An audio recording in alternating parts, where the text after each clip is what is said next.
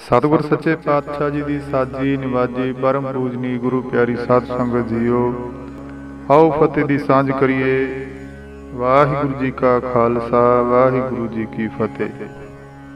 साध संगत जी, एक पारस की ਵੱਟੀ ਹੁੰਦੀ ਆ, ਇਹ ਪੱਥਰ ਹੀ ਆ। ਇਹਦੇ ਵਿੱਚ ਇੱਕ ਗੁਣ ਹੈ, ਜਿਹੜਾ ਲੋਹਾ ਇਤਿਆਦਿਕ ਧਾਤਾਂ ਨੂੰ ਜਦੋਂ ਸ਼ੋਅ ਮਿਲਦੀ ਹੈ ਨਾ ਇਸ ਪਾਰਸ ਦੀ ਵੱਟੀ ਦੀ, ਤਾਂ ਉਹ ਸੋਨਾ ਬਣ ਜਾਂਦੀ ਹੈ।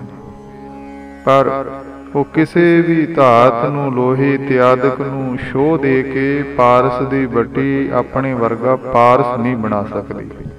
ਤੇ विद्वान जना का कथन, पारस में अर संत में वडो अंतर जान, वो लोह्यों कांचन करे वह कर है आप समान। बाबा कबीर जी नूं पुछ लो, धन श्री गुरु ग्रंथ साहिब महाराज जी के अंदर अमृत गुरबाणी राही की किरपा करते ने।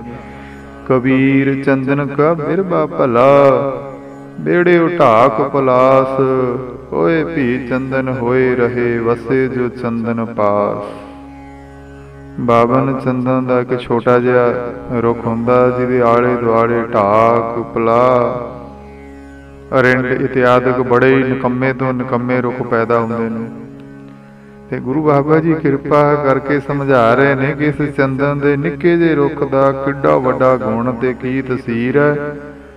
ਤੇ ਇਸ ਚੰਦਨ ਦੇ ਨੇੜੇ ਨਜ਼ਦੀਕ ਜਿੰਨੇ ਵੀ ਨਿਕੰਮੇ ਢਾਕ, ਪਲਾਹ ਵਰਗੇ ਹੋਰ ਰੁੱਖ ਪੌਦੇ ਪੈਦਾ ਹੁੰਦੇ ਨੇ, ਉਹਨਾਂ ਸਾਰਿਆਂ ਨੂੰ ਚੰਦਨ ਬਣਾ ਦਿੰਦੇ ਨੇ। ਐਸੇ ਹੀ ਹੁੰਦੇ ਨੇ ਸਾਧ ਸੰਗਤ ਜੀ, ਇਸ ਸੰਸਾਰ ਦੇ ਵਿੱਚ ਪੂਰਨ ਤਤਵੇਤੇ ਨਾਮ ਦੇ ਰਸੀਏ ਮਹਾਂਪੁਰਖ, ਜਿਨ੍ਹਾਂ ਦੇ ਅੰਮ੍ਰਿਤਮਈ ਦਰਸ਼ਨਾਂ ਦੇ ਵਿੱਚ, ਅੰਮ੍ਰਿਤ ਬਚਨਾਂ ਵਿੱਚ ਜੀਵਾਂ ਨੂੰ, ਜਗਿਆਸੂਆਂ ਨੂੰ ਜੀਵਨ ਮੁਕਤ ਕਰਨ ਦੀ ਸਮਰੱਥਾ ਹੋਇਆ ਕਰਦੀ ਹੈ। ਜਿਨ੍ਹਾਂ ਤਤਵੇ ਤੇ ਮਹਾਂਪੁਰਖਾਂ ਦੇ ਜੀਵਨ ਤੋਂ ਬੇਅੰਤ ਜੀਵਾਂ ਨੂੰ ਜੀਵਨ ਪੰਧ ਵਾਸਤੇ ਉਜਾਲਾ ਪ੍ਰਾਪਤ ਹੁੰਦਾ ਹੈ। ਉਹਨਾਂ ਰੱਬ ਰੂਪ ਹੋ ਚੁੱਕੇ ਅਭੇਦ ਬ੍ਰਹਮ ਗਿਆਨੀ ਪਰਮ ਪੁਰਖਾਂ ਦੇ ਗੁਣਾਂ ਦਾ ਵਰਣਨ ਨਾ ਲਿਖ ਕੇ ਕੀਤਾ ਜਾ ਸਕਦਾ ਹੈ, ਨਾ ਹੀ ਬਿਆਨ ਕਰਕੇ ਕੀਤਾ ਜਾ ਸਕਦਾ ਹੈ। ਇਹ ਸਭ ਲੋਕਾਈ, ਸਭ ਸੰਸਾਰ ਨੂੰ ਜੋੜਦੇ ਨੇ ਸਦਾ ਹੀ ਧੰਨ ਸ਼੍ਰੀ ਗੁਰੂ ਗ੍ਰੰਥ ਸਾਹਿਬ ਮਹਾਰਾਜ ਜੀ ਦੇ ਚਰਨਾਂ ਦੇ ਨਾਲ। ਗੁਰੂ ਕਾਮਲ, ਸਿੱਖ ਆਮਲ, ਰੱਬ ਸ਼ਾਮਲ। ਕਾਮਲ ਮੁਰਸ਼ਦ ਦਾ ਮਿਲਣਾ ਪੂਰਬਲੇ ਸ਼ੁਭ ਕਰਮਾਂ ਦੀ ਨਿਸ਼ਾਨੀ ਹੁੰਦੀ ਹੈ। ਤੇ ਕਾਮਲ ਮੁਰਸ਼ਦ ਹੋਵੇ ਤੇ ਜੋ ਜਗਿਆਸੂ ਮੁਰੀਦ ਬਣ ਕੇ ਆਇਆ, ਉਹ ਮੁਰਸ਼ਦ ਦੇ ਹਰੇਕ ਵਚਨ ਤੇ ਹੁਕਮ ਨੂੰ ਨਿਰੰਕਾਰ ਦਾ ਹੀ ਹੁਕਮ ਮੰਨ ਕੇ ਅਮਲੀ ਜੀਵਨ ਵਾਲਾ ਹੋ, ਤੇ ਫਿਰ ਰੱਬ ਕਿਤੇ ਦੂਰ ਹੈ।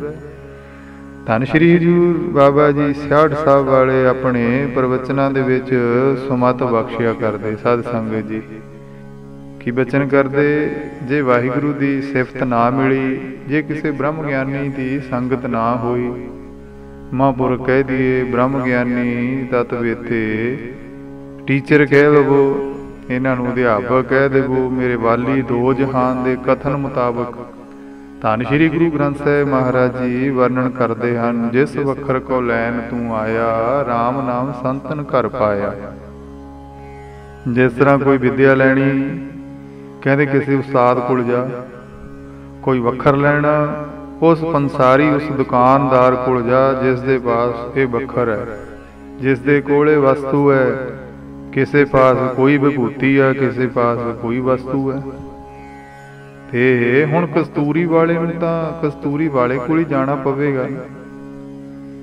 ਇਹ ਪਰਉਪਕਾਰੀ ਦੱਸ ਦਿੰਦੇ ਹੁੰਦੇ ਆ ਵੀ ਮੇਰੇ ਕੋਲ ਤਾਂ ਇਹ ਵਸਤੂਆਂ ਨੇ, ਕਸਤੂਰੀ ਤਾਂ ਪੰਸਾਰੀਆਂ ਕੋਲੋਂ ਮਿਲੂਗੀ। ਸੋ ਸੰਸਾਰ ਦੇ ਵਿੱਚ ਮਹਾਂਪੁਰਖ ਸਾਨੂੰ ਦੱਸ ਦਿੰਦੇ ਨੇ ਕਿ ਜਿਸ ਵੱਖਰ ਨੂੰ ਲੈਣਾ, ਮਨੁੱਖਾ ਜਨਮ ਸ੍ਰੇਸ਼ਟ ਤੇ ਉੱਤਮ ਹੈ। ਤੇ ਮਨੁੱਖ ਦੇ ਖਰੀਦਣ ਵਾਲੀ ਜੋ ਉੱਤਮ ਵਸਤੂ ਹੈ, ਮਨੁੱਖਤਾ ਨੂੰ ਸਫਲਤਾ ਦੇਣ ਵਾਲੀ, ਉਹ ਭਾਈ ਮਹਾਂਪੁਰਖਾਂ ਦੇ ਕੋਲ ਹੁੰਦੀ ਹੈ। ਜਿਸ ਵੱਖਰ ਕੋ ਲੈਨ ਤੂੰ ਆਇਆ, ਰਾਮ ਨਾਮ ਸੰਤਨ ਘਰ ਪਾਇਆ। ਤਜ ਅਭਿਮਾਨ ਲਿਹੋ ਮਨ ਮੋਲ, ਰਾਮ ਨਾਮ ਹਿਰਦੇ ਮੈਂ ਤੋਲ। ਲਾਦ ਖੇਪ ਸੰਤ ਸੰਗ ਚਾਲ, ਅਵਰ ਤਿਆਗ ਵਿਖਿਆ ਜੰਜਾਲ। ਧਨ ਧਨ ਕਹੈ ਸਭ ਕੋਏ, ਮੁਖ ਉਜਲ ਹਰ ਦਰਗਹਿ ਸੋਏ। ਇਹੋ ਵਪਾਰ ਬਿਰਲਾ ਵਪਾਰੈ, ਨਾਨਕ ਤਾਕੈ ਸਾਧ ਬਲਿਹਾਰੈ। ਬਾਬਾ ਜੀ ਐਸੀ ਸੁਮਤ ਬਖਸ਼ਿਆ ਕਰਦੇ ਕਿ ਜਿਸ ਸਤਿਪੁਰਖ ਨਾਮ ਦੇ ਰਸੀਏ ਜੋਗੀ ਦੀ ਗੁਰਬਾਣੀ ਥਾਂ ਥਾਂ ਵਡਿਆਈ ਕਰਦੀ ਹੈ, ਉਸ ਦੇ ਕੋਲੋਂ ਜੀਵਨ ਜਾਚ ਸਿੱਖਣ ਲਈ ਉਹਦੀ ਸੰਗਤ ਵਿੱਚ ਚਲਿਆ ਜਾਵੇ ਤੇ ਉਹਦੀ ਸੰਗਤ ਕੀ ਕਰੂਗੀ? ਨਿਰੰਕਾਰ ਨਾਲ ਮਿਲਾ ਦੇਵੇਗੀ। ਸੋ ਹੁਣ ਰਹੋ ਵਿਚਾਰ, ਆਪਾਂ ਪਰਮ ਪੂਜਨੀਕ ਧੰਨ ਸ਼੍ਰੀ ਹਜ਼ੂਰ ਬਾਬਾ ਜੀ ਸਿਆੜ ਸਾਹਿਬ ਵਾਲਿਆਂ ਦੇ ਮੌਜੂਦਾ ਨਿਜ ਸਰੂਪ ਧੰਨ ਧੰਨ ਸ਼੍ਰੀ ਹਜ਼ੂਰ ਬਾਬਾ ਹਰਨੇਕ ਸਿੰਘ ਮਹਾਰਾਜ ਜੀ, ਤਿਨਾਂ ਦੇ ਸੰਖੇਪ ਜੀਵਨ ਤੇ ਰਲ ਮਿਲ ਕਰਕੇ ਉਹਨਾਂ ਦੀ ਕਿਰਪਾ ਸਦਕਾ ਵਿਚਾਰ ਕਰ ਰਹੇ ਹਾਂ। ਤੇ ਕੱਲ ਦੇ ਪਹਿਲੇ ਭਾਗ ਵਿੱਚ ਬਾਬਾ ਜੀ ਦੇ ਮੁੱਢਲੇ ਸੰਖੇਪ ਜੀਵਨ ਬਾਰੇ ਆਪਾਂ ਰਲ ਮਿਲ ਕਰਕੇ ਸਾਂਝ ਪਾਈ ਸੀ। ਤੇ ਆਓ ਸੰਗਤ ਨੇ ਅਸੀਸ ਬਖਸ਼ਿਸ਼ ਕਰਨੀ। ਜਿਵੇਂ ਕਿ ਪਹਿਲਾਂ ਵਿਚਾਰ ਕਰ ਚੁੱਕੇ ਹਾਂ ਕਿ ਬਾਬਾ ਜੀ ਸਨ 1947 ਭਾਰਤ ਪਾਕਿਸਤਾਨ ਦੀ ਵੰਡ ਸਮੇਂ ਪਰਿਵਾਰ ਸਮੇਤ ਕਾਫਲੇ ਦੇ ਨਾਲ ਪੱਛਮੀ ਪੰਜਾਬ, ਜਿਹੜਾ ਕਿ ਉਸ ਸਮੇਂ ਪਾਕਿਸਤਾਨ ਸੀ, ਉੱਥੋਂ ਉੱਠ ਕੇ ਆਪਣੇ ਜੱਦੀ ਇਤਿਹਾਸਕ ਨਗਰ ਧਾਲੀਆਂ ਨੇੜੇ ਰਾਏਕੋਟ ਜ਼ਿਲ੍ਹਾ ਲੁਧਿਆਣਾ ਵਿਖੇ ਆ ਗਿਆ। ਹੁਣ ਮਿਡਲ ਤੱਕ ਦੀ ਜਿਹੜੀ ਪੜ੍ਹਾਈ ਆ ਉਹ ਨਗਰ ਲਿੱਤਰਾਂ ਤੋਂ ਸੰਸਾਰੀ ਵਿੱਦਿਆ ਲੈਣ ਉਪਰੰਤ ਆਪ ਜੀ ਪਿਤਾ ਜੀ ਦੇ ਨਾਲ ਖੇਤੀਬਾੜੀ ਦੇ ਜਿਹੜੀ ਕਿਰਤ ਦੇ ਵਿੱਚ ਲੱਗ ਗਏ। ਹੁਣ ਪਾਵਨ ਗੁਰਬਾਣੀ ਦੇ ਬਚਨ, ਪੂਰਵ ਜਨਮ ਹਮ ਤੁਮਰੇ ਸੇਵਕ, ਅਬ ਤੋਂ ਮਿਟਿਆ ਨਾ ਜਾਈ, ਤੇ ਮਾਂ ਵਾਕ ਅਨੁਸਾਰ ਧੰਨ ਸ਼੍ਰੀ ਹਜ਼ੂਰ ਬਾਬਾ ਜੀ ਸਿਆੜ ਸਾਹਿਬ ਵਾਲਿਆਂ ਦੇ ਨਾਲ ਆਪ ਜੀ ਦਾ ਪਿਛਲੇ ਬਹੁਤੇ ਜਨਮਾਂ ਦਾ ਸੰਬੰਧ ਹੋਣ ਕਰਕੇ ਹਿਰਦੇ ਵਿੱਚੋਂ ਤੀਬਰ ਵੈਰਾਗ ਛਲ ਮਾਰ ਰਿਹਾ ਸੀ, ਜੋ ਕਿ ਹਰ ਪਲ ਹਰ ਘੜੀ ਆਪਣੇ ਮੁਰਸ਼ਦ ਦੀ ਢੂੰਡ ਵਿੱਚ ਉਹਨਾਂ ਦੇ ਮਿਲਾਪ ਲਈ ਤੜਫ ਰਿਹਾ ਸੀ, ਤਾਂ ਜੋ ਆਪਣੇ ਮੁਰਸ਼ਦ ਦੇ ਚਰਨਾਂ ਵਿੱਚ ਆਪਣਾ ਇਹ ਸਾਰਾ ਜੀਵਨ ਬਤੀਤ ਕੀਤਾ ਜਾ ਸਕੇ। ਸੋ ਸਾਧ ਸੰਗਤ ਜੀ, ਜਿਸ ਰਾਹ ਦਾ ਕੋਈ ਬੰਦੀ ਹੁੰਦਾ, ਨਿਰੰਕਾਰ ਵਾਹਿਗੁਰੂ ਉਸ ਨੂੰ ਉਸੇ ਤਰ੍ਹਾਂ ਦਾ ਸਬੱਬ ਆਪ ਹੀ ਬਣਾ ਦਿੰਦਾ। ਸੋ ਗੁਰੂ ਸਾਹਿਬ ਜੀ ਦੀ ਕਿਰਪਾ ਵਰਤੀ ਆਪਣੇ ਮੁਰਸ਼ਦ ਦੇ ਮਿਲਾਪ ਦਾ ਜਿਹੜਾ ਸਮਾਂ ਬਣ ਲੱਗਿਆ।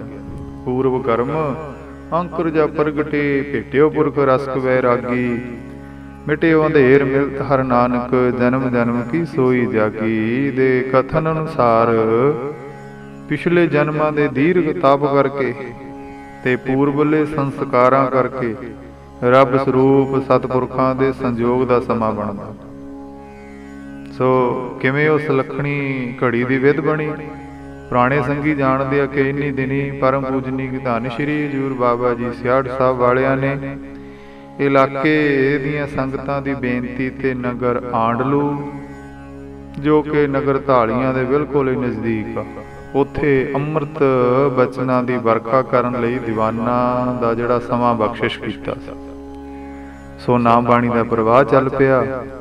ਆਸ-ਪਾਸ ਨਗਰਾਂ ਦੀ ਸੰਗਤ, ਜਿਵੇਂ ਕਿ ਨਗਰ ਢੈਪੀ, ਨਗਰ ਜੋਧਾ, ਨਗਰ ਕੈਲੇ, ਨਗਰ ਭੈਣੀ ਦਰੇੜਾ ਤੇ ਨਗਰ ਧਾਲੀਆਂ ਇਤਿਆਦਿਕ ਸਾਰੀ ਸੰਗਤ ਧੰਨ ਗੁਰੂ ਨਾਨਕ ਸਾਹਿਬ ਜੀ ਦੇ ਨੂਰੀ ਦਰਬਾਰ ਦੇ ਵਿੱਚ ਹਾਜ਼ਰੀ ਭਰਨ ਅਤੇ ਬਾਬਾ ਜੀ ਦੇ ਦਰਸ਼ਨ ਕਰਨ, ਕਥਾ ਕੀਰਤਨ ਅਤੇ ਬਾਬਾ ਜੀ ਦੇ ਅਮੋਲਕ ਪ੍ਰਵਚਨ ਸੁਣਨ ਦੇ ਲਈ ਪਹੁੰਚਿਆ ਕਰਦੇ।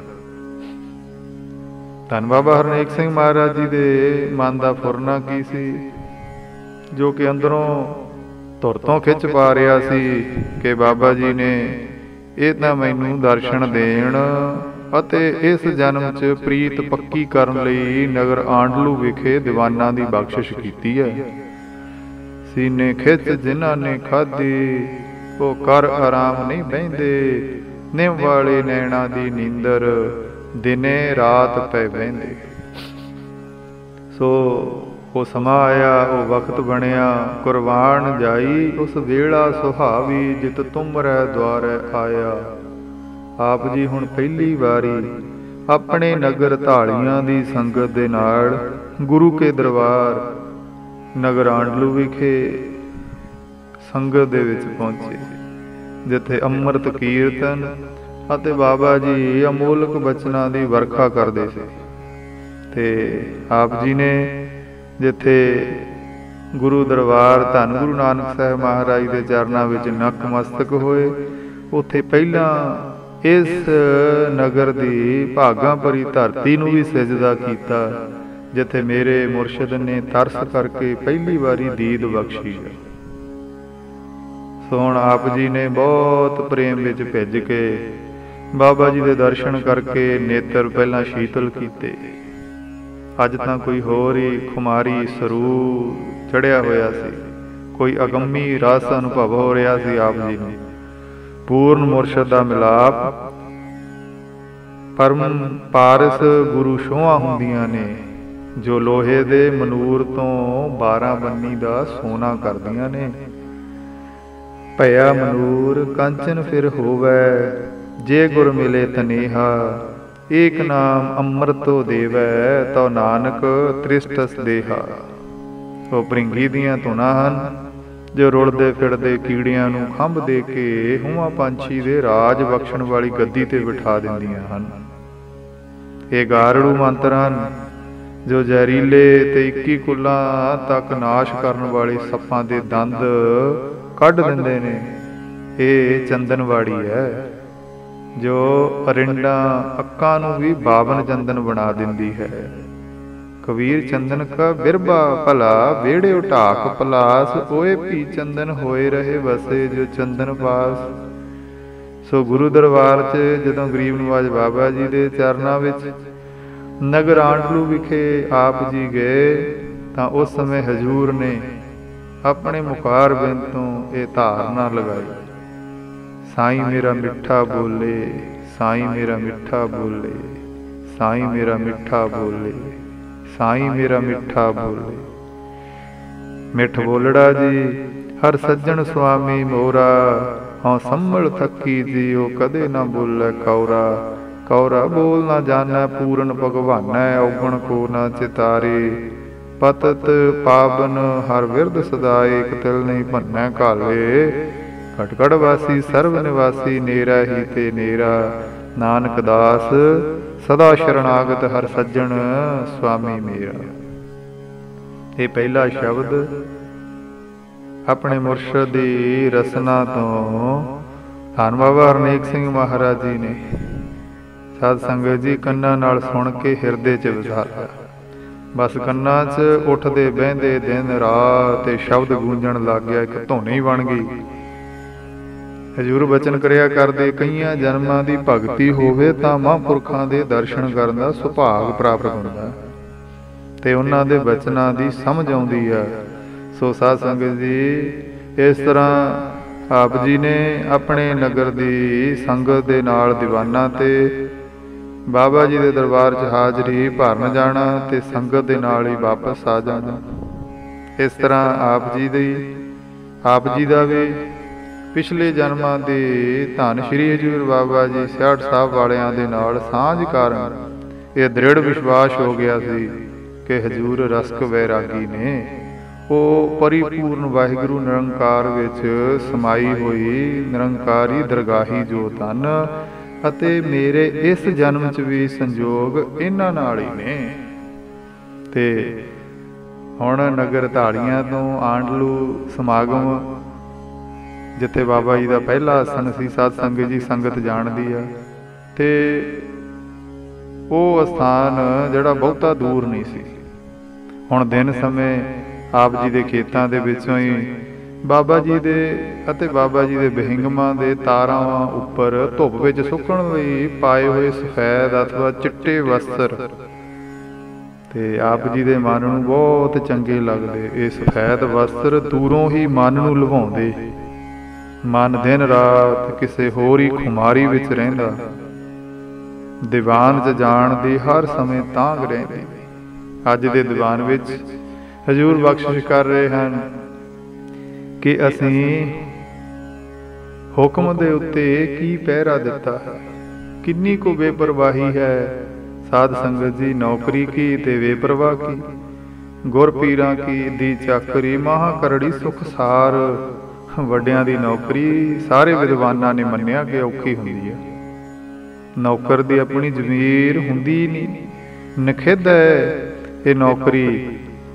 ਨੀਤੀ ਵਾਲੇ ਨੇ ਇਹ ਕਥਨ ਕਰ ਦਿੱਤਾ ਕਿ ਆਪਣੀ ਪ੍ਰਾਲਬਧ ਨੂੰ 3 ਜਾਂ 4 ਡਿਗਰੀਆਂ 'ਚ ਤਕਸੀਮ ਕੀਤਾ, ਜਿਹਨੂੰ ਹੀਲਾ ਕਹਿੰਦੇ ਨੇ। ਉੱਤਮ ਖੇਤੀ, ਮੱਧਮ ਵਪਾਰ, ਨਖਿੱਧ ਚਾਕਰੀ, ਭੀਖ ਦੁਆਰ। ਨੌਕਰ ਦੇ ਵਿੱਚ ਆਪਣੀ ਜ਼ਮੀਰ ਨਹੀਂ ਹੁੰਦੀ, ਭਾਵੇਂ ਕਿੱਡਾ ਵੀ ਕੋਈ ਕਦਰਦਾਨ ਤੇ ਧਨੀ ਕਹਾਉਂਦਾ ਹੋਵੇ, ਬਸ ਦਹਿਨੇ ਵਾਲੇ ਦੇ ਹੁਕਮ ਵਿੱਚ ਉਹਨੂੰ ਜਦੇ ਹੀ ਉੱਠਣਾ ਪੈਂਦਾ, ਭਾਵੇਂ ਉਹ ਕਿੰਨੇ ਵੀ ਆਰਾਮ ਵਿੱਚ ਕਿਉਂ ਨਾ ਹੋਵੇ।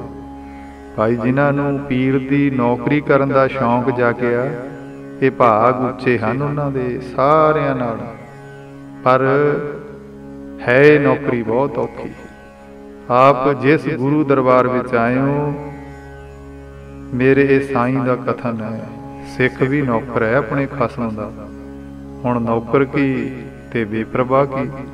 ਸੋ ਸਾਧ ਸੰਗਤ ਜੀ, ਗਰੀਬ ਨਵਾਜ ਬਾਬਾ ਜੀ ਨੇ ਐਸੇ ਅਮੋਲਕ ਵਚਨ ਸੰਗਤਾਂ ਦੀ ਝੋਲੀ ਪਾਏ, ਤੇ ਜਿਨ੍ਹਾਂ ਵਚਨਾਂ ਵਿੱਚ ਤਸੀਰ ਹੈ ਇਸ ਜੀਵ ਦਾ ਜੀਵਨ ਬਦਲ ਕੇ ਜੀਵਨ ਮੁਕਤ ਕਰ ਦੇਣ ਦੀ। ਤੇ ਐਸੇ ਵਚਨ ਕਬੀਰ ਸਤਿਗੁਰ ਸੂਰਮੇ ਵਾਹਿਆ ਬਾਨ ਜੋ ਏਕ, ਲਾਗਤ ਹੀ ਭੋਏ ਗਿਰ ਪਰਿਆ ਪਰਾ ਕਰੇ ਦੇ ਸ਼ੇਖ ਦੇ ਕਥਨ ਅਨੁਸਾਰ ਬਾਬਾ ਜੀ ਦੇ ਇਹਨਾਂ ਅਮੋਲਕ ਪ੍ਰਵਚਨਾਂ ਨੇ ਆਪ ਜੀ ਦੇ ਹਿਰਦੇ ਤੇ ਐਸੇ ਅਮੋਘ ਬਾਣ ਮਾਰੇ, ਮਨ ਵੈਰਾਗੀ ਹੋ ਗਿਆ। ਸੋ ਇਸ ਤਰ੍ਹਾਂ ਨਗਰ ਆਂਡਲੂ ਕਈ ਦਿਨ ਹਜੂਰ ਦੇ ਦੀਵਾਨਾਂ ਦੇ ਪ੍ਰਵਾਹ ਚੱਲੇ, ਤੇ ਧੰਨ ਬਾਬਾ ਹਰਨੇਕ ਸਿੰਘ ਮਹਾਰਾਜ ਜੀ ਸੰਗਤ ਦੇ ਨਾਲ ਹੀ ਜਾਂਦੇ ਰਹੇ। ਪਰ ਜਵਾਨੀ ਦੀ ਉਮਰ ਹੈ, ਤੇ ਦਰਸ਼ਨ ਕਰਦੇ ਦੂਰੋਂ ਹੀ ਅਮੋਲਕ ਬਚਨ ਝੋਲੀ ਪਵਾ ਕੇ ਲਿਆਉਂਦੇ, ਭਾਵੇਂ ਅਜੇ ਕੋਈ ਬਚਨ ਨਹੀਂ ਹੋਇਆ ਨਜ਼ਦੀਕ ਜਾ ਕੇ। ਬਸ ਅੰਦਰੋਂ ਹੀ ਅੰਦਰ ਇਸੇ ਹੀ ਦਰ ਦੇ ਬੈ ਖਰੀਦ ਹੋਣ ਦਾ ਨਿਸ਼ਚਾ ਬਣਾ ਲਿਆ ਸੀ। ਨਗਰ ਆਂਡਲੂ ਵਿਖੇ ਇਹਨਾਂ ਦੀਵਾਨਾਂ ਦੀ ਸਮਾਪਤੀ ਹੋਈ। ਉਪਰੰਤ ਗਰੀਬ ਨਵਾਜ ਬਾਬਾ ਜੀ ਬੁੱਢਾ ਜੋੜ ਵਿਖੇ ਦਰਸ਼ਨ ਕਰਨ ਦੇ ਲਈ ਚਲੇ ਗਏ, ਤੇ ਉੱਥੇ ਦਰਸ਼ਨ ਦਿਦਾਰੇ ਕੀਤੇ। ਫਿਰ ਬਾਬਾ ਜੀ ਸਿਆੜ ਸਾਹਿਬ ਵਾਲੇ ਵਾਪਸ ਸਿਆੜ ਸਾਹਿਬ ਪਹੁੰਚ ਜਾਂਦੇ ਨੇ। ਤੇ ਹੁਣ ਨਗਰ ਆਂਡਲੂ ਵਿਖੇ ਦੀਵਾਨਾਂ ਦੀ ਸਮਾਪਤੀ ਹੋ ਗਈ ਸੀ, ਪਰ ਆਪ ਜੀ ਦਾ ਮਨ ਆਪਣੇ ਮੁਰਸ਼ਿਦ ਧੰਨ ਬਾਬਾ ਜੀ ਦੇ ਦਰਸ਼ਨਾਂ ਦੀ ਖਿੱਚ ਕਾਰਨ ਬੇਬਲ ਹੋਇਆ ਪਿਆ ਸੀ। ਮੇਰਾ ਮਨ ਲੋਚੈ ਗੁਰ ਦਰਸ਼ਨ ਤਾਈ, ਬਿਲਪ ਕਰੇ ਚਾਤ੍ਰਿਕ ਕੀ ਨਿਆਈ, ਤ੍ਰਿਖਾ ਨਾ ਉਤਰੈ ਸ਼ਾਂਤ ਨਾ ਆਵੈ, ਬਿਨ ਦਰਸ਼ਨ ਸੰਤ ਪਿਆਰੇ ਜੀਓ। ਇਸ ਕਥਨ ਦੇ ਅਨੁਸਾਰ ਐਸੀ ਦਸ਼ਾ ਹੋ ਰਹੀ ਸੀ। ਹੁਣ ਹਜੂਰ ਦੇ ਦਰਸ਼ਨਾਂ ਦੀ ਖਿੱਚ ਫਿਰ ਉੱਥੇ ਲੈ ਗਈ ਜਿੱਥੇ ਆਂਡਲੂ ਨਗਰ ਵਿਖੇ ਦੀਵਾਨ ਸਜਦੇ ਸੀ। ਸੋ ਸਾਧ ਸੰਗਤ ਜੀ, ਇੱਥੇ ਮੈਂ ਇਹ ਵੀ ਦੱਸਣਾ ਚਾਹਾਂਗਾ, ਜਿੱਥੇ ਅੱਜ ਕੱਲ੍ਹ ਸ਼੍ਰੀ ਨਾਨਕਸਰ ਆਸ਼ਰਮ ਠਾਠ ਆਂਡਲੂ ਹੈ ਨਾ, ਇਹ ਤਾਂ ਬਾਅਦ ਵਿੱਚ ਇੱਥੇ ਬਣਾਇਆ ਗਿਆ। ਜਿਹੜਾ ਪਹਿਲਾ ਸਥਾਨ ਹੁੰਦਾ ਸੀ, ਜੋ ਕਿ ਆਂਡਲੂ ਪੱਖੋਵਾਲ ਰੋਡ ਦੇ ਉੱਤੇ ਇੱਕ ਪੀਰਾਂ ਦੀ ਦਰਗਾਹ ਦੇ ਨਜ਼ਦੀਕ ਸੀ, ਉਹਦੇ ਨਾਲ ਹੀ ਸੀ ਬਿਲਕੁਲ, ਜਿੱਥੇ ਕਿ ਕਿਸੇ ਸਮੇਂ ਪਿਆਰ ਵਾਲਿਆਂ ਵੱਲੋਂ ਸਰੋਵਰ ਵੀ ਬਣਾਇਆ ਗਿਆ ਸੀ। ਇਹ ਦੱਸਿਆ ਜਾਂਦਾ, ਇਹ ਵੀ ਦੱਸਿਆ ਜਾਂਦਾ ਕਿ ਉਸ ਸਮੇਂ ਇਸ ਸਰੋਵਰ ਵਿੱਚ ਜਿਹੜਾ ਖੂਹ ਦਾ ਪਾਣੀ ਭਰ ਕੇ ਜਿਹੜਾ ਪਾਇਆ ਜਾਂਦਾ ਸੀਗਾ, ਤੇ ਇਹ ਪਾਣੀ ਪਾਇਆ ਜਾਂਦਾ ਸੀ ਪੂਰਨਮਾਸ਼ੀ ਦੇ ਸਮੇਂ ਸਤ ਸੰਗਤ ਜੀ, ਤੇ ਸੰਗਤ ਉੱਥੇ ਇਸ਼ਨਾਨ ਕਰ ਲੈਂਦੀ। ਤੇ ਬਾਕੀ ਬਾਬਾ ਜੀ ਵੱਲੋਂ ਇਸ ਸਥਾਨ ਦੇ ਉੱਤੇ ਬਹੁਤ ਸੁੰਦਰ ਸਾਰਾ ਹੀ ਪ੍ਰਬੰਧ ਕੀਤਾ ਹੋਇਆ ਸੀ। ਬਾਬਾ ਜੀ ਵੱਲੋਂ ਪਹਿਲੀਆਂ ਵਿੱਚ ਇੱਥੇ 2 ਪੂਰਨਮਾਸ਼ੀਆਂ ਮਨਾਈਆਂ ਗਈਆਂ ਨੇ, ਜਿਹਨੂੰ ਪੁਰਾਣੇ ਸੰਗੀ ਜਾਣਦੇ ਆ। ਤੇ ਸਾਧ ਸੰਗਤ ਜੀ, ਹੁਣ ਇਸ ਵਾਰੀ ਜਿਹੜੀ ਪੂਰਨਮਾਸ਼ੀ ਉਹ ਵੀਰਵਾਰ ਦੀ ਆ ਗਈ, ਅਤੇ ਇਸ ਪੀਰਾਂ ਦੀ ਦਰਗਾਹ ਤੇ ਜਿਹੜਾ ਉਹ ਵੀਰਵਾਰ ਨੂੰ ਮੇਲਾ ਲੱਗਦਾ ਸੀ। ਐਸੀ ਮਿਸਾਲ ਆਖਣਾ ਜਿਹੜੀ ਕੇਵਲ ਗੁਰੂ ਨਾਨਕ ਦੇ ਘਰ 'ਚ ਹੀ ਮਿਲਦੀ ਹੈ। ਜਿਸ ਦਰ ਦਾ ਪਤਤ ਬਿਰਦ ਹੈ, ਤੇ ਇਹ ਪਾਵਨ ਉਪਦੇਸ਼ ਹੈ, ਮਾਨਸ ਕੀ ਜਾਤ ਸਭੈ ਏਕੈ ਪਹਿਚਾਨੋ, ਅਵਲ ਅਲੈ ਨੂਰ ਉਪਾਇਆ, ਕੁਦਰਤ ਕੇ ਸਭ ਬੰਦੇ, ਏਕ ਨੂਰ ਤੇ ਸਭ ਜਗ ਉਪਜਿਆ, ਕੌਣ ਭਲੇ ਕੋ ਮੰਦੇ, ਲੋਗਾ ਭਰਮ ਨਾ ਭੂਲੋ ਭਾਈ, ਖਾਲਕ ਖਲਕ ਖਲਕ ਮੈਂ ਖਾਲਕ, ਪੂਰ ਰਹਿਓ ਸਰਬ ਠਾਈ। ਸਾਰੇ ਸੰਸਾਰ ਵਿੱਚ ਗੁਰੂ ਨਾਨਕ ਦੇ ਘਰ ਦਾ ਸਾਂਝੀਵਾਲਤਾ ਦਾ ਉਪਦੇਸ਼ ਦੇਣ ਵਾਲੇ ਮੇਰੇ ਗਰੀਬ ਨਵਾਜ ਬਾਬਾ ਜੀ ਨੇ ਅੱਜ ਇਹ ਵਚਨ ਕੀਤਾ ਕਿ ਭਾਈ ਇਸ ਪੀਰ ਦੀ ਦਰਗਾਹ ਤੇ ਮੇਲਾ ਸਾਡੇ ਇੱਥੇ ਪੂਰਨਮਾਸ਼ੀ ਮਨਾਉਣ ਤੋਂ ਵੀ ਪਹਿਲਾਂ ਦਾ ਲੱਗਦਾ, ਇਸ ਲਈ ਸਾਨੂੰ ਇਹ ਥਾਂ ਇਹਨਾਂ ਨੂੰ ਛੱਡ ਦੇਣੀ ਚਾਹੀਦੀ ਹੈ ਤੇ ਆਪਾਂ ਨੂੰ ਪੂਰਨਮਾਸ਼ੀ ਕਿਸੇ ਹੋਰ ਥਾਂ ਤੇ ਮਨਾਉਣੀ ਚਾਹੀਦੀ ਹੈ। ਸਤ ਸੰਗਤ ਜੀ, ਇਹ ਹੈ ਸਾਂਝੀਵਾਲਤਾ ਦਾ ਉਪਦੇਸ਼ ਮੇਰੇ ਬਾਬਾ ਜੀ ਦਾ। ਤੇ ਫਿਰ ਉਸ ਤੋਂ ਬਾਅਦ ਜਿੱਥੇ ਨਗਰ ਆਂਡਲੂ ਵਿਖੇ ਮੌਜੂਦਾ ਅੱਜ ਕੱਲ੍ਹ ਠਾਠ ਹੈ, ਦਰਬਾਰ ਹੈ, ਉੱਥੇ ਬਾਬਾ ਜੀ ਆ ਕੇ ਬਿਰਾਜੇ। ਉਸ ਖੂਹ ਦੇ ਉੱਤੇ, ਉਸ ਥਾਂ ਦੇ ਉੱਤੇ ਬਹੁਤ ਤਪ ਕੀਤਾ ਇੱਥੇ ਵੀ ਬਾਬਾ ਜੀ ਨੇ। ਅਤੇ ਤਦ ਇਹ ਸੰਸਾਰ ਦੇ ਵਿੱਚ ਇੱਕ ਵਿਲੱਖਣ ਸਥਾਨ ਰੱਖਣ ਵਾਲਾ ਗੁਰੂ ਨਾਨਕ ਦਾ ਦਰਬਾਰ ਸ਼੍ਰੀ ਨਾਨਕਸਰ ਆਸ਼ਰਮ ਠਾਠ ਆਂਡਲੂ ਬਣਾਇਆ ਗਿਆ।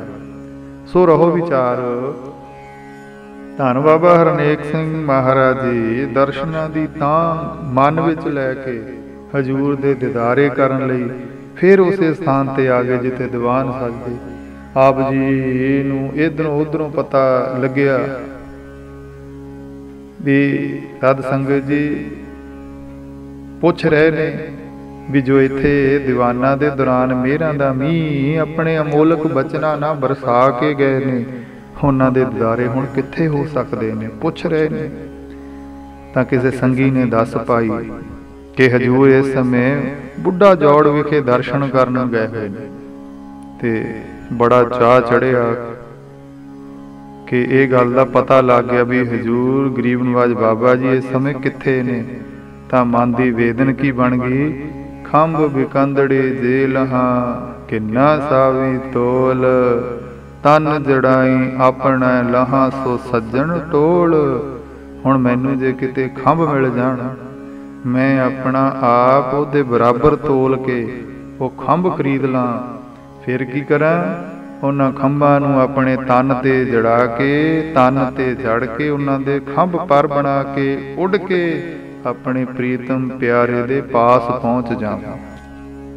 ਸੋ ਮਨ ਐਸੇ ਪ੍ਰੇਮ ਦੀਆਂ ਜਿਹੜੀਆਂ ਛੱਲਾਂ ਮਾਰ ਰਿਹਾ ਵਾ। ਹੁਣ ਆਪ ਜੀ ਆਪਣੇ ਘਰ ਬਿਨਾਂ ਹੀ ਦੱਸੇ ਪੈਂਡਾ ਮੁਕਾਉਂਦੇ ਪਿਆਰੇ ਮੁਰਸ਼ਦ ਦੇ ਦਰਸ਼ਨਾਂ ਦੀ ਤੀਬਰ ਇੱਛਾ ਲੈ ਕੇ ਬੁੱਢਾ ਜੋੜ ਪਹੁੰਚ ਗਏ। ਪਰੰਤੂ ਗਰੀਬ ਨਵਾਜ ਬਾਬਾ ਜੀ ਬੁੱਢਾ ਜੋੜ ਤੋਂ ਦਰਸ਼ਨ ਮੇਲਾ ਕਰਕੇ ਪਹਿਲਾਂ ਹੀ ਸਿਆੜ ਸਾਹਿਬ ਆ ਗਏ ਸੀਗੇ। ਸੋ ਸਤ ਸੰਗਤ ਜੀ, ਆਪ ਜੀ ਨੂੰ ਜਦੋਂ ਬੁੱਢਾ ਜੋੜ ਵਿਖੇ ਵੀ ਪ੍ਰੀਤਮ ਪਿਆਰੇ ਦੇ ਦੀਦਾਰੇ ਨਸੀਬ ਨਾ ਹੋਏ, ਮਨ ਬਹੁਤਾ ਬੈਰਾਗੀ ਹੋ ਗਿਆ। ਹੁਣ ਸਰੀਰ ਵੀ ਬਹੁਤ ਬੋਝਲ ਲੱਗਣ ਲੱਗਾ। ਉੱਥੇ ਹਾਲਤ ਹੁਣ ਹੋ ਕੀ ਗਈ, ਜਗ ਸੁੰਨਾ ਸੁੰਨਾ ਜਾਪ ਰਿਹਾ ਇੱਕ ਤੇਰੇ ਦਰਸ਼ ਦੀਦਾਰ ਬਿਨਾ। ਕੋਈ ਪਰਮ ਬੈਰਾਗੀ ਹੀ ਇਸ ਅਵਸਥਾ ਨੂੰ ਜਾਣ ਸਕਦਾ ਸੀ, ਕਿਉਂਕਿ ਆਪ ਜੀ ਹਜ਼ੂਰ ਨੂੰ ਤਨ ਮਨ ਦੇ ਚੁੱਕੇ ਸਨ। ਭਾਵੇਂ ਅਜੇ ਕੋਈ ਬਚਨ ਨਹੀਂ ਸੀ ਹੋਇਆ ਗਰੀਬ ਨਵਾਜ ਬਾਬਾ ਜੀ ਦੇ ਨਾਲ, ਪਰ ਫਿਰ ਵੀ ਹਜ਼ੂਰ ਦੇ ਚਰਨਾਂ ਦੇ ਐਸੇ ਭੌਰੇ ਬਣ ਗਏ ਸੀ। ਇੱਕ ਇੱਕ ਪਲ ਦਿਲ ਇਹੋ ਕਹਿੰਦਾ, ਕੀ ਕਹਿੰਦਾ? ਤਾਰ ਦਿਲ ਦੀਆਂ ਦਿਲ ਦੇ ਵਿੱਚ ਰਹੀਆਂ, ਦਿਲ ਲੱਗਦਾ ਨਹੀਂ ਦਿਲਦਾਰ ਬਾਝੋਂ। ਕਿਉਂ ਨਹੀਂ ਕੋ ਚੰਗਾ ਲੱਗਦਾ? ਕਿਉਂ ਨਹੀਂ ਹੁਣ ਦਿਲ ਲੱਗ ਰਿਹਾ? ਕਿਉਂਕਿ ਇੱਕੋ ਹੀ ਮੰਗ ਰਹਿ ਗਈ ਹੈ, ਮਨ ਵੈਰਾਗ ਭਇਆ ਦਰਸ਼ਨ ਦੇਖਣੇ ਕਾ ਚਾਓ। ਆਪ ਜੀ ਧੰਨ ਬਾਬਾ ਹਰਨੇਕ ਸਿੰਘ ਜੀ ਇਸ ਵੈਰਾਗੀ ਹਾਲਤ ਵਿੱਚ ਚੜ੍ਹਦੀ ਸਾਧ ਸੰਗਤ ਦੀ ਭਰ ਜਵਾਨੀ ਦੀ ਉਮਰ ਉਸ ਸਮੇਂ ਆਪਣੇ ਮੁਰਸ਼ਦ ਨੂੰ ਬੁੱਢਾ ਜੋੜ ਵਿਖੇ ਢੂੰਡ ਰਹੇ ਹਨ।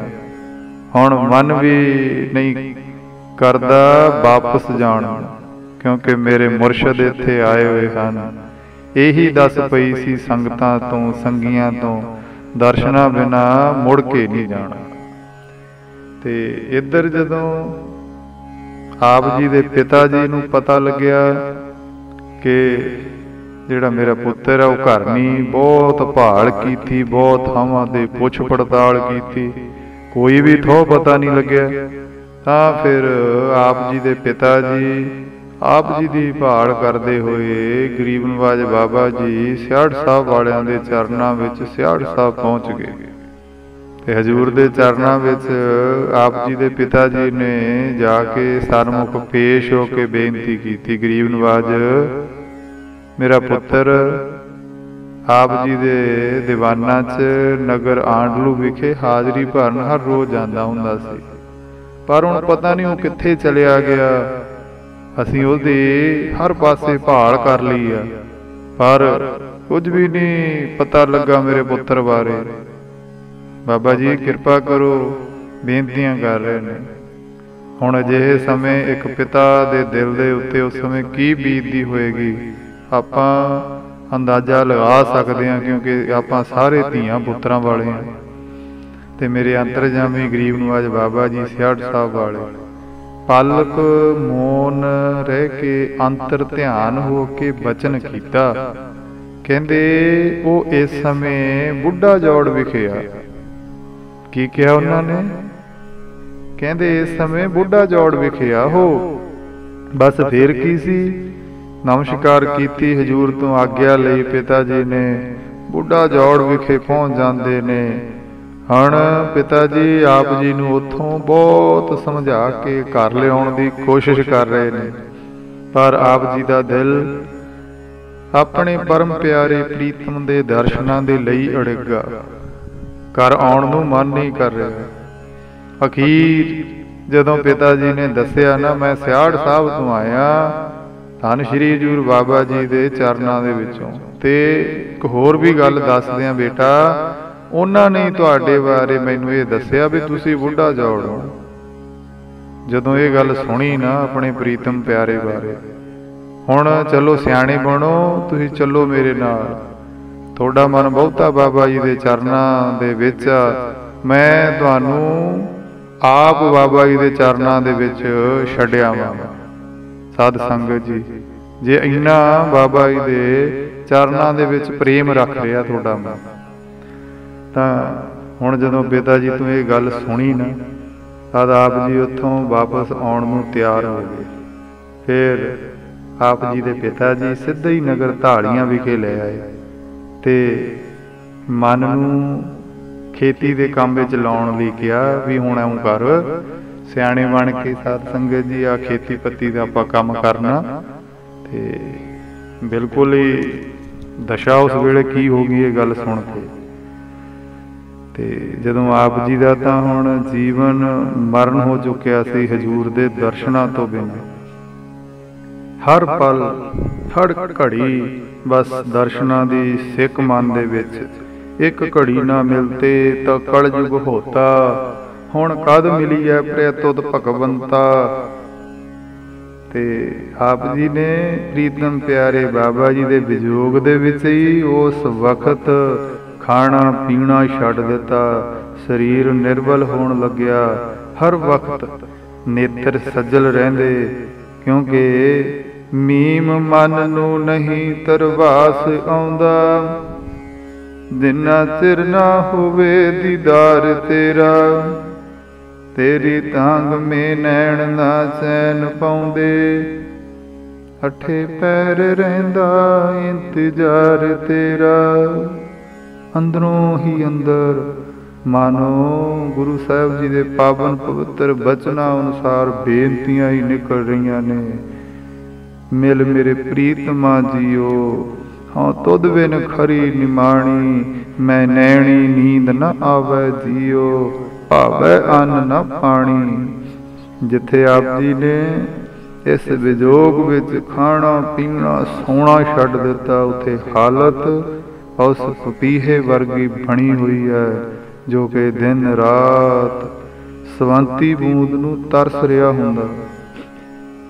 सो साध संगत, जिवें मच्छी पानी तो बिना मर जाती है ना, उहदा जीवन ही पानी है, तिवें आप जी दी भी दशा हजूर अपने मुर्शद दे दीद तो बिना उस मच्छी वर्गी हुई हुई सी उस वक्त। हुण बार बार बाहर नूं दौड़दे आ कि कदों प्रीतम प्यारे कोल पहुंच सकां, क्योंकि संसारी थोड़ा समझ सकते अवस्था नूं। ਇਹ ਵੀ ਦੱਸਿਆ ਜਾਂਦਾ ਉਸ ਸਮੇਂ ਆਪ ਜੀ ਨੂੰ ਕਮਰੇ ਵਿੱਚ ਪੱਕਾ ਹੀ ਬੰਦ ਕਰ ਦਿੱਤਾ ਗਿਆ। ਹੁਣ ਬੰਦ ਕਮਰਾ ਥੋੜਾ ਰੋਕ ਸਕਦਾ ਪ੍ਰੇਮ ਨੂੰ, ਉਸ ਲੱਗੇ ਤੀਬਰ ਵੈਰਾਗ ਨੂੰ। ਆਪ ਜੀ ਨੂੰ ਸਰੀਰਕ ਤੌਰ ਤੇ ਬਹੁਤ ਕਮਜ਼ੋਰੀ ਆ ਚੁੱਕੀ ਸੀ, ਕਿਉਂਕਿ ਸਭ ਕੁਛ ਅੰਨ ਪਾਣੀ ਦਾ ਛੱਡਦਾ, ਕਮਰੇ ਵਿੱਚ ਬੰਦ।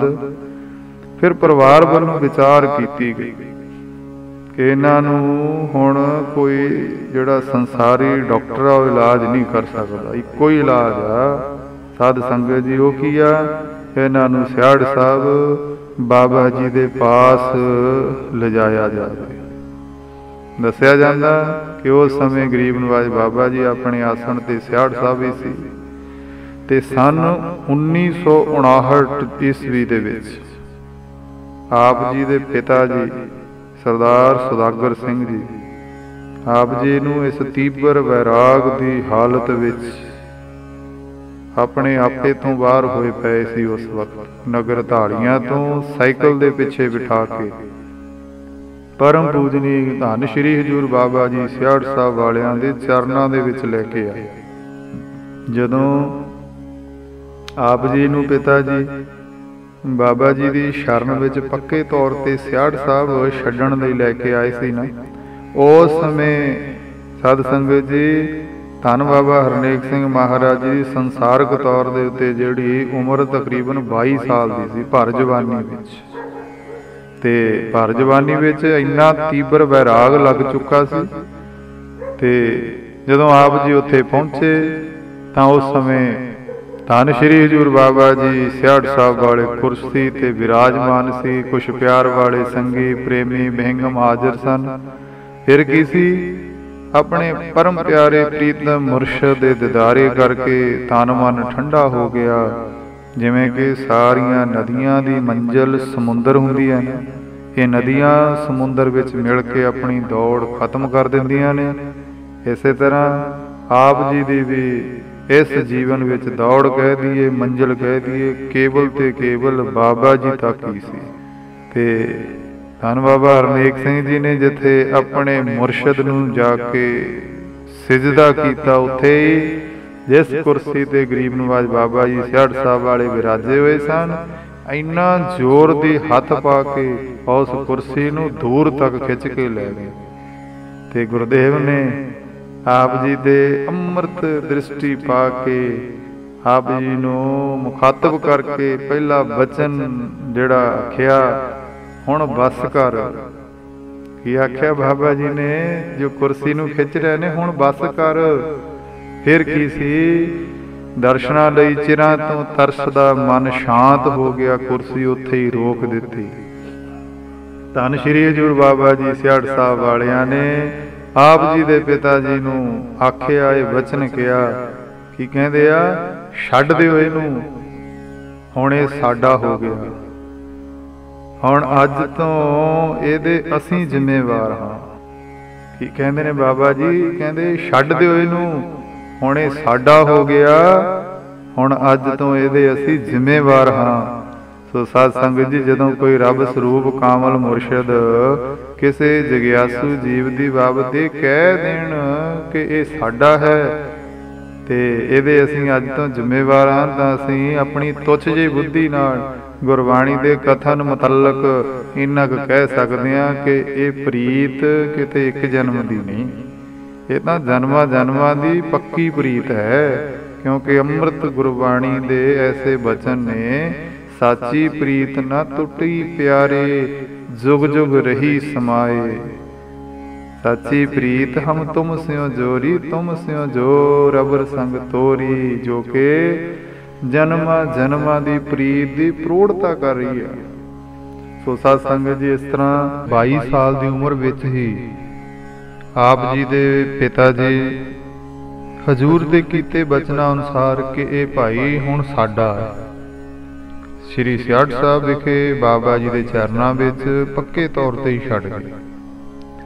ते बाबा जी ने प्यार दे नाल आप जी का नाम मजनू रखिया, जो कि बहुत समा प्रचलित रहा। सारी संगत जिहड़े पुरानी संगी ने वो जानते आ। क्योंकि आप जी बाबा जी दे नाल प्यार दियां हद्दां बन्ने सब टप चुके सी। भाई गुरदास जी भी इस तरह कथन करते ने, लैले मजनू आशकी चो चक्की जाती, सोरठ बीजा गावी है जस सुकड़ा बाती। सत्संग जी रब है ना जिहड़ा प्रेम दा ही है, जो कि परिपूर्ण। कलगीधर महाराज जी नूं पुछ लो, सारे संसार दा वो भरम भुलेखा दूर करन दे लई इस तरह किरपा करदे ने। भाई साच कहो सुन लेहो सभै, जिन प्रेम कियो तिन ही प्रभ पायो। इस तरह आप जी दे मन की अवस्था इश्क मिजाजी तो इश्क हकीकी ते पहुंच गई। हजूर ने जिथे भी विराजना, आप जी ने उन्होंने दे सन्मुख इस आशे दे नाल खड़े हो जाना कि सदा ही प्रीतम प्यारे दे दर्शन होंदे रहन। उन्हां दे वल हर समय एक टक देखते रहना, पर जी फेर ना भरना दर्शन दारे करके। ते जे सादगी की गल करिए, उस समय सादगी इन्नी सी कि सरीरक क्रिया की भी कोई शुद्ध बुद्ध नहीं सी हुंदी। भाव के मैनू कोई की कहूगा, इन्हां सब लाजां तो बहुत उपर उठ गए थे। थोड़ा खाना ना मात्र विश्राम करना, भाव थोड़ा सोना, एकांत दे धारनी होने कारण जिहड़ा शरीर सी आप जी दा निर्बल हो गया, पर जिहड़ा मन सदा चढ़दियां गल्लां विच रहिंदा। सारियां भुखां अपने मुरशद दे दीदारियां तो ही लह जांदियां। सो इउं कह दईए कि सब तरह करके तृप्ति हजूर दे दर्शनां दे विचों अते मिठे मिठे अमोलक बचनां दे नाल ही हो जांदी। क्योंकि भाई साहब जी तिन्हां दा भी कथन है, चंद चगोर परीत है लाए तार निहाले, चकवी सूरज हेत है मिल होन सुखाले, नेहो कवल जल जानी है खिड़ मोह बिखाले, मोर बबीहे बोल दे वेख बदल काले, नार पधार प्यार है मां पुत संभाले, पीर मुरीदा पिरहड़ी ओ निभ है नाले, पीर मुरीदा पिरहड़ी ओ निभ है नाले। सो सत्संग जी इस तरह परम पूजनीक धन श्री हजूर बाबा जी सियाड़ साहब वालियां ने पावन पवित्र चरनां दे नाल धन बाबा हरनेक सिंह महाराज जी ने 22 साल की उम्र दे विच ऐसी सच्ची प्रीत पाई। इकल्ली पाई नहीं, सगों मुरशद दी हजूरी सेवा दे विच सतवचन जी दे पूर्ण अभ्यासी बन के ऐसी निभाई, संसार दे विच मिसाल है। माई सत सत सत हर, सत सत सत साधा, बचन गुरु जो पूरे कहो मैं शीक गांठरी बाधा। सो आओ अज इत्थे ही समाप्ति करते हैं। ब्रह्म वेते जोगियां दा जीवन लिखण ते जुबान ना बोलण तो बाहर ही होया करदा। ये गुरु साहब जी की अमृत गुरबाणी का ही वचन है। सो आपां फिर भी परम पूजनीक धन श्री हजूर बाबा हरनेक सिंह महाराज जी की किरपा का सदका अते आप सर्व संगत की असीस का सदका, उन्हां दियां ही जीवन किरणां दे विचों कुछ तुच्छ मात्र रल मिल करके सांझ पाई है। ते आप जी का निदान बच्चा बोलदियां कोलों वध घट अखर ला गया होवां तां सारियां ने खिमा कर देना। महाराज जी सानू सब नूं समत बख्शिश करन, साडी भी सारियां दी निभ जावे उन्हां दे पावन पवित्र चरनां दे नाल, तां कि साडा भी इस संसार दे विच आया जिहड़ा वो सफला हो जावे। आओ हुण फतेह दी सांझ करिए। बाकी जो विचारां ने आपां जिस तरह बाबा जी समत बख्शणगे अगले भाग दे विच वो करांगे। वाहिगुरू जी का खालसा, वाहिगुरू जी की फतेह।